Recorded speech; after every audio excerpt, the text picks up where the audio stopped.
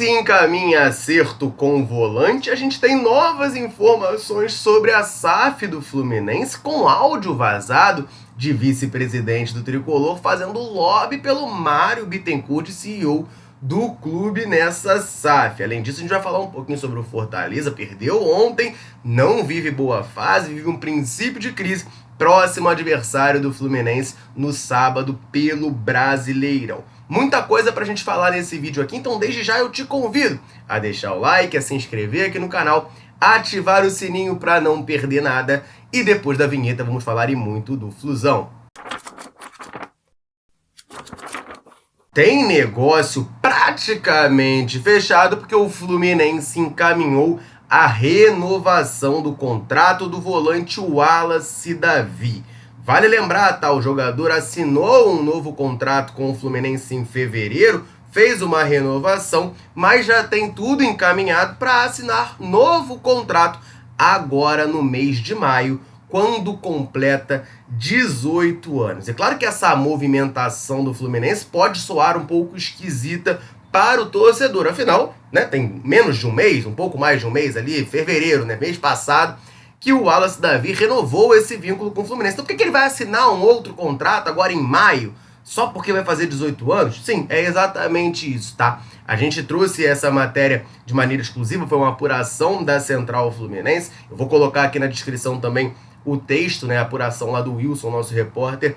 Ele fez um texto falando sobre essa informação e explicou um pouquinho dos motivos que levam o Fluminense e o jogador a assinarem um novo contrato agora em maio, quando o Wallace Davi completa 18 anos. Isso porque, tá? Existe a Lei Pelé, que é vigente aqui no Brasil, e de acordo com ela, o Fluminense pôde assinar um vínculo superior a 3 anos com o Wallace Davi. Só que para transferências internacionais, o que vale é o regulamento da FIFA. E no regulamento da FIFA, jogadores com menos de 18 anos só podem assinar até no máximo 3 anos. Então, o que aconteceria? Se ficasse com o contrato antigo, assinado antes dos 18 anos, o Wallace Davi assinou até 2029 com o Fluminense, o que poderia acontecer? Em determinado momento, mais para frente, um clube europeu poderia vir aqui para contratar o Wallace Davi e aí, por exemplo, tentar levá-lo de graça. E aí o caso iria para a justiça para definir, né, se o contrato é válido ou não, se o Wallace Davi tem contrato ou não com o Flu. Internamente ele tem, já que pela Lei Pelé pode assinar por 5 anos. Mas para a FIFA, se for um clube do exterior, não teria contrato após os 3 anos de vínculo. Então, para não ter esse tipo de problema, o Fluminense agora, no mês de maio, já encaminhou esse acerto com o jogador e vai assinar um novo contrato com o Wallace Davi, volante de 18 anos. Ele foi, né, um dos principais nomes ali da Esquadrilha 07, campeão brasileiro da Copa do Brasil na última temporada. Foi um dos jogadores que subiu para o profissional nesse ano de 2025, chegou a jogar no começo do ano ali com o Marcão, acabou tendo uma lesãozinha muscular e tem tido um pouco menos de oportunidade nesse momento, mas é uma das principais promessas do Fluminense para o setor. Eu, sinceramente, né, acho um jogador de muito potencial, gosto muito dele, já falei aqui algumas vezes, né, uma vez eu fui ver, foi em 2023, isso, a final da Copa Olaria, Sub-16 na época lá, Fla-Flu, o Fluminense venceu por 1-0. Eu nunca lembro se o gol foi do Riquelme ou se ele fez uma jogadaça e tocou pra alguém fazer o gol. Eu lembro que o Riquelme foi um dos destaques, né? E aí eu já tinha visto, gostado da personalidade dele. No final do jogo, ele comemorando o título ali, provocou o Flamengo e tal, e dentro de campo também, né? Eu falei, pô, esse moleque tem personalidade. Mas vendo o jogo, o jogador que mais me chamou a atenção foi justamente o Wallace Davi. É um jogador, um primeiro volante, com muita capacidade de passe, visão de jogo, mas que marca bastante. Eu lembro de ver na partida ali, ele frequentemente descendo pro meio dos zagueiros para fazer a saída de bola. Eu falei, cara, esse moleque tem potencial para quem sabe, né, ser um novo André?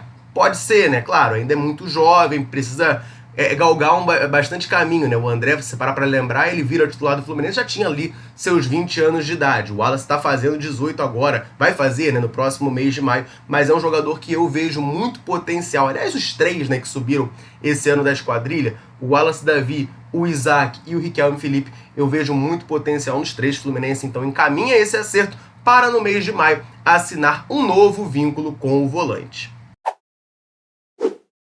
E se a equipe principal do Fluminense masculina não tem jogado já há algum tempinho, desde a final do Campeonato Carioca, Ontem tivemos 2 jogos, sub-20 e futebol feminino, a gente vai atualizar para vocês. Só antes, rapidinho, deixa eu aproveitar para dar uma moral para a galera tricolor sempre ligada aqui na Central, sempre nos dando aquela moral. Em todo vídeo eu convido você que está assistindo a comentar aqui embaixo, me falar o seu nome, de onde você acompanha a Central Fluminense. E a galera sempre chega junto, deixa o comentário, e aí sempre que a gente pode, a gente vem aqui e manda aquele abraço.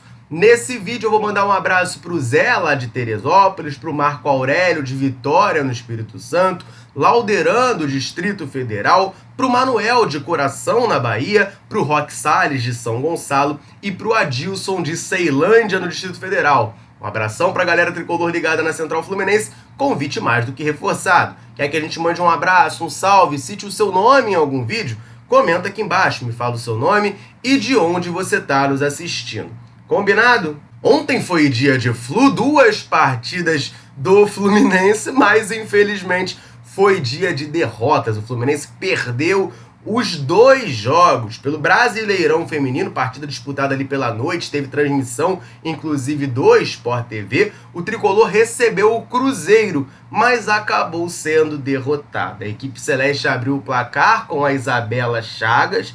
O Fluminense empatou com o gol da lateral esquerda, Sorriso, mas no finalzinho do jogo, a Gabi do Cruzeiro fez o 2-1 e o Fluminense acabou saindo derrotado nessa partida. Vale lembrar, o Fluminense tinha vencido o primeiro jogo contra o 3B da Amazônia, fora de casa lá em Manaus, agora pegou um adversário difícil, que é o Cruzeiro, e acabou sendo derrotado em casa. Outra derrota em casa foi pelo Brasileirão Sub-20. O Fluminense venceu o primeiro jogo contra o Atlético Mineiro, perdeu contra o Internacional na segunda rodada e na terceira rodada voltou a ser derrotado pelo Fortaleza lá no estádio Marcelo Vieira em Xerém. O Fluminense perdeu por 1-0 essa partida e foi um time muito desfalcado do Flu, né? O Enzo, por exemplo, um dos principais jogadores da Copinha, estava de fora por problemas médicos e a lista ali de desfalques do Fluminense era bastante extensa.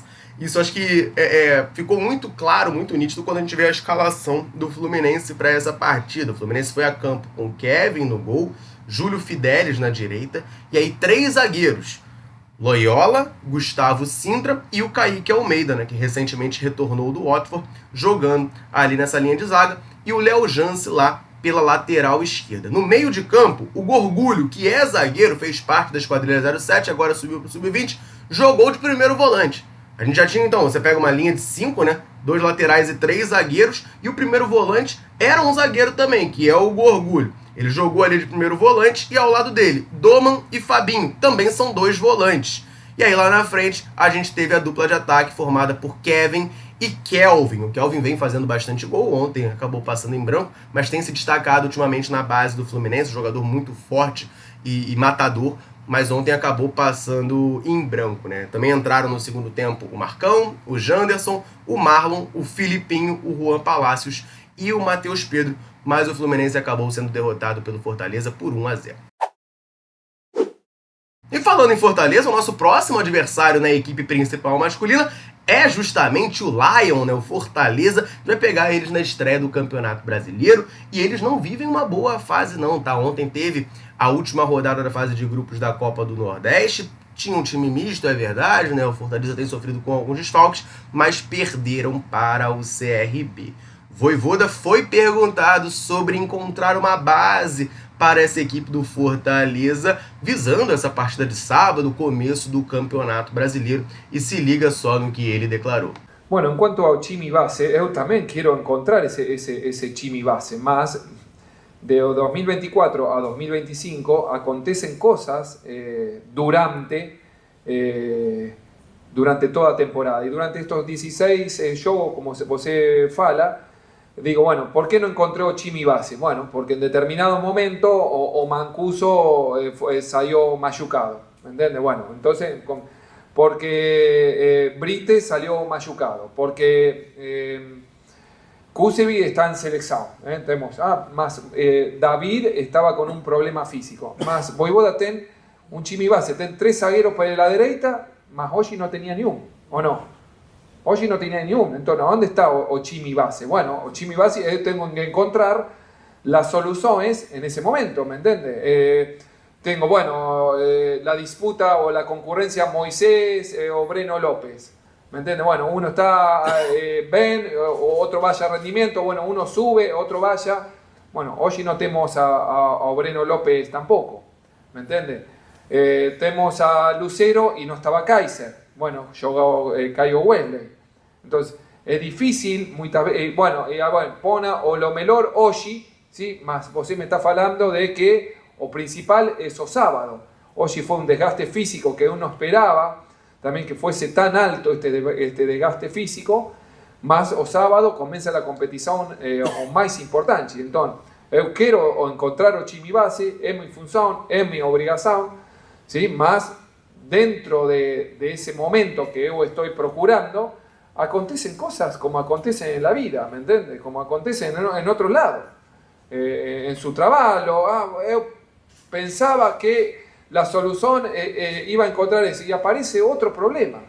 Cuando você consigue solucionar un problema, aparece otro problema. Bueno, estamos en ese momento. Estamos, de verdad, estamos en ese momento. Bueno, consigo la solución aquí, bueno, y consigo otro problema aquí. Yo nunca imaginé que, bueno, íbamos a tener un problema de muchos zagueros, 6 zagueros. ¿Sí? Y hoy estaba solamente Titi no banco, ¿me entiendes? Bueno, aparecen esos problemas, que Fuchibol tiene esos problemas, ¿sí? Y yo tengo que encontrarle la solución durante la aparición de esos problemas. Yo quiero encontrar o time base. Voivoda es un burro porque no encuentro o time base. Bueno, yo no considero eso. Si hace 2 meses era un entrenador que estaba bien, que con jugadores que estaban bien, bueno, es un momento que en los momentos difíciles yo confío en mí, ¿me entiendes? Yo confío en mis capacidades, confío en la capacidad de mis jugadores, confío en mi trabajo, confío en mis valores, confío, ¿sí? O torcedor está chateado con Voivoda, ahí atrás ya están insultando a Voivoda, más yo estoy forchi, ¿sí? Y voy a continuar trabajando, ¿sí? Y procurando las soluciones, ¿sí? Si yo cada vez que encuentro una dificultad me rindo, ¿me entiendes? No va con mi espíritu competitivo. Yo estoy con muy dolor estoy, porque o time no está entregando resultados que todos queremos. Tá aí então a declaração do Voivoda, né? E é curioso para ver, porque para nós aqui do Eixo, né, a gente sempre exalta muito o trabalho do Voivoda no Fortaleza. É talvez o trabalho mais longevo da Série A do Brasileirão, mas por lá ele recebe críticas com alguma frequência e esse começo de ano do Fortaleza é bem abaixo, né? Você vê que ele mesmo falou dos torcedores xingando ele e tudo mais, é uma coisa que acontece, a pressão que o técnico acaba recebendo. Ano passado o Fortaleza terminou em 4º, mas esse ano não está conseguindo performar igual o ano passado. Na própria pergunta ali do jornalista, não aparece ali no vídeo, mas ele fala do time base do ano passado ter permanecido para esse ano, né? Então seria um agravante aí do que o Voivoda não está conseguindo fazer nesse começo de ano. O único titular do Fortaleza no passado que não está nessa temporada é justamente o Hércules, que está aqui no Fluminense. O Fluminense contratou nesse começo de ano. Então a gente enfrenta aí um adversário tentando se encontrar ainda na temporada. O Fortaleza joga a Libertadores, né? Daqui a pouco já tem um jogo contra o Racing pela fase de grupos. Então a gente vai pegar um adversário um pouco fragilizado, fora de casa, vai ser um jogo difícil, mas o Fortaleza tentando se encontrar na temporada. O Fluminense precisa se aproveitar desse momento para conseguir um bom resultado. Tem novas informações sobre a SAF. O portal GE traz detalhes do modelo que o BTG Pactual está desenhando para o Fluminense. A gente vai falar um pouquinho sobre isso, só antes, rapidinho, lembrar você ligado aqui na Central de correr no comentário fixado desse vídeo. Lá você vai encontrar o link do canal da Central no WhatsApp. E nesse canal você fica por dentro de tudo que acontece com o Flusão na palma da sua mão, diretamente no seu celular. Para fazer parte é muito fácil e muito simples. Você vai correr no comentário fixado, lá você vai clicar nesse link. E aí, automaticamente abre no seu WhatsApp o canal da Central. Você vai procurar o botão seguir, que geralmente fica no canto superior direito, e vai clicar nele. E aí, dessa maneira automática, 100% gratuita, você começa a receber tudo que acontece com o Flusão na palma da sua mão, diretamente no seu celular. Combinado? Aguardo você por lá. Vamos falar um pouquinho então sobre a SAF do Fluminense, muitas informações pipocando sobre o assunto, uma briguinha política também rolando, né, sobre o desenvolvimento desse projeto. E agora o GE traz para a gente alguns outros detalhes sobre esse projeto. De acordo com a publicação, a ideia do BTG Pactual, que é o banco parceiro do Fluminense, contratado para viabilizar toda essa estruturação, né, para estruturar, na verdade, esse processo de SAF, a ideia majoritária deles é ter um fundo de investimentos que tenham vários acionistas. Já tinha saído essa informação de que seria um fundo de investimentos gerido pela Prisma Capital. E a ideia é justamente ter esse fundo com vários acionistas e que diversos investidores possam comprar cotas desse fundo. Ou seja, o Fluminense, em vez de ter um John Textor, um Pedrinho do supermercado BH, por exemplo, uma pessoa só, um investidor só, que compraria a SAF do clube, essa SAF viraria um fundo e aí teriam várias pessoas que comprariam cotas. Então, por exemplo, Felipe Capuano compra uma cota, o Daniel Leinade compra outra cota, o Gabriel Amaral compra outra cota, o Vitor Lessa compra outra cota, o Fio compra outra cota, o Thiago Ferreira, Hora do Flu, compra outra cota. Exemplo aqui, né, falando da galera que vocês acompanham aqui no YouTube. Aí seriam essa galera toda seriam os donos da SAF do Fluminense, teria tipo um conselho ali entre eles, um colegiado, para definir as situações. Então, o modelo ideal que o BTG desenha para o Flu é esse, né? É um modelo que, por um lado, é bom porque você não fica muito dependente de um investidor só. Então, se tá, por exemplo, o John Textor, ele investiu uma grana pesada no Botafogo, mas se ele tiver qualquer revés lá nas empresas dele, ficar com menos dinheiro, ou tiver menos capacidade de investimento, tiver um problema lá no Lyon, isso acaba influenciando o Botafogo. Nesse caso, você mitiga esse risco, tá? Mas também não está descartada a possibilidade de ter um comprador único, né? A ideia é que sejam várias cotas, mas pode uma pessoa só comprar todas as cotas. E aí ele vai ser o único dono dessa SAF do Fluminense. O Fluminense deu ao BTG um aval para que ele procure investidores em diversos formatos. No atual momento, não existe proposta oficial. A gente já tinha trazido essa informação aqui para vocês, não tem proposta oficial na mesa do Fluminense. O momento agora é de conversas e sondagens. Mas acredita-se que esse modelo de cotas, com vários tricolores investindo, pode ser uma boa, né? Aí o Fluminense também tenta jogar com o fato de que a gente tem uma situação que é até um pouco desproporcional, se a gente parar para analisar a torcida do Fluminense nas pesquisas, né? Claro, tô falando das pesquisas, tá, gente? É colocada ali como 11ª, 12ª, 13ª, tem até pesquisa que bota a gente como 14ª maior torcida do Brasil, mas quando você vai olhar a análise de homens mais ricos do país, você olha ali os bilionários, num top 10 você tem tipo 3, 4, às vezes até 5 torcedores do Fluminense. O André Esteves, sócio do BTG Pactual, é um deles, o Jorge Paulo Lemon, da Ambev, é outro, o Marcel Remanteles, também do BTG, é outro tricolor. São os que eu tô lembrando aqui de cabeça, tá? Que eu sei que são torcedores do Fluminense. Um dos próprios sócios da Prisma Capital, que agora o nome dele me falhou a memória, também é torcedor do Fluminense, de frequentar o Maracanã. Então, assim, uma galera com dinheiro. Se fala também no Guilherme Paes, que também é da BTG, que é irmão do Eduardo Paes, também é tricolor. Enfim, tem muita galera com grana, desses caras grandes do mercado aí, bilionários e tal, que são torcedores do Fluminense, então poderiam chegar junto para investir. Júlio Bozano, dono da Azul, mas esse aí já tá um pouco mais velho, né? Um pouco mais idoso. Mas enfim, uma galera boa ali que poderia investir no Fluminense e botar uma grana para fazer a gente estar com bastante dinheiro. E aí, nessa situação toda de SAF, um grande problema, digamos assim, um grande ponto de discussão, tanto politicamente quanto entre os torcedores, é: Mário Bittencourt será o CEO do Fluminense? A informação que tem aqui no documento do BTG se indica que o Mário Bittencourt permaneça como CEO. O Lauro Jardim tinha trazido a informação de que o Mário vai ser o CEO, contrato de 5 anos com 250 mil de salário. Bom, isso aí a gente não sabe, a informação do Lauro Jardim, mas vazou um áudio do Matheus Montenegro, que é o vice-presidente do Fluminense e um dos caras que está à frente, junto ao Mário, de toda essa negociação da transformação do clube em SAF. E ele falou um pouquinho sobre o Mário possivelmente virar o CEO. Se liga aí na declaração dele. Em complemento, 3 coisas. Primeira, se a gente quisesse fazer toque de caixa, correndo e tal, fazia depois da Libertadores, né? Tivemos a Libertadores, a Recopa, a gente ia fazer agora por quê? Porque, obviamente, é um processo cauteloso, que, enfim, tem que analisar com muita calma discutir muito e é isso que a gente espera.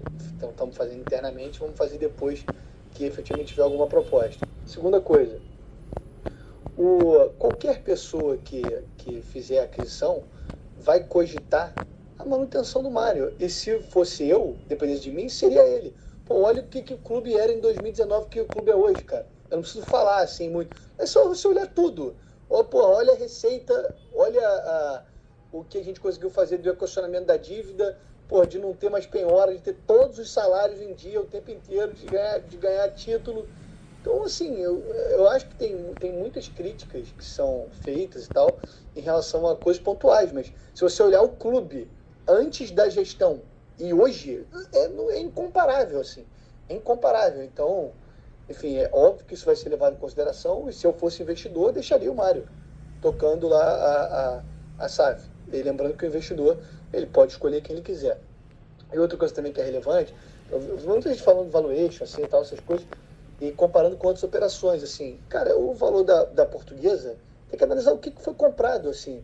A Portuguesa, com todo respeito, não tem, jogador, não tem receita de TV, não tem base, não tem nada. O que os caras compraram? Imobiliário, terreno. Então, assim, é totalmente diferente você analisar essas operações de acordo com o que está sendo vendido, qual é a expectativa do investidor. Então, tudo isso a gente vai poder fazer assim que a gente tiver uma proposta. E fazer isso de forma pública, beleza? Abraço. Tá aí então, né, o Matheus Montenegro mandou esse áudio, isso aí já foi confirmado que é ele mesmo, tá? Dá pra reconhecer a voz, mas ele mesmo já confirmou, até ao GE, que foi ele que ele mandou a um amigo esse áudio e que ele liberou, né, que esse áudio fosse veiculado, fosse, enfim, repassado. Esse vídeo que eu passei aí na tela para vocês foi publicado pelo jornalista Paulo Brito, né, foi o primeiro lugar onde eu vi esse áudio saindo, foi o Paulo Brito que publicou. Aí o Matheus Montenegro fala, né, sobre o Mário se tornar CEO e tem toda essa questão, né, ele toca num ponto que é verdade. Eu não vou nem entrar no mérito aqui de se o Mário deve ou não ser, ele acha que deve ser, mas quem vai definir isso é o cara que comprar o clube. Então, assim, nesse momento que não existe uma proposta, não tem como saber se o Mário vai ser CEO ou não. Eu acho que essa discussão, nesse momento, ela ainda é um pouco rasa. É muita especulação, entendeu, gente? Beleza, você tem um direcionamento, talvez, do BTG, de falar, olha, eu acho que deveria permanecer com ele. Mas, cara, isso aí, o cara que vai comprar, ele vai decidir. Você vai comprar um terreno, o cara que está te vendendo terreno, ele pode falar, eu acho que aqui seria maneiro você construir um estacionamento. Faz sentido, aqui tem umas escolas perto, tem um shopping perto, você vai fazendo dinheiro fazendo estacionamento.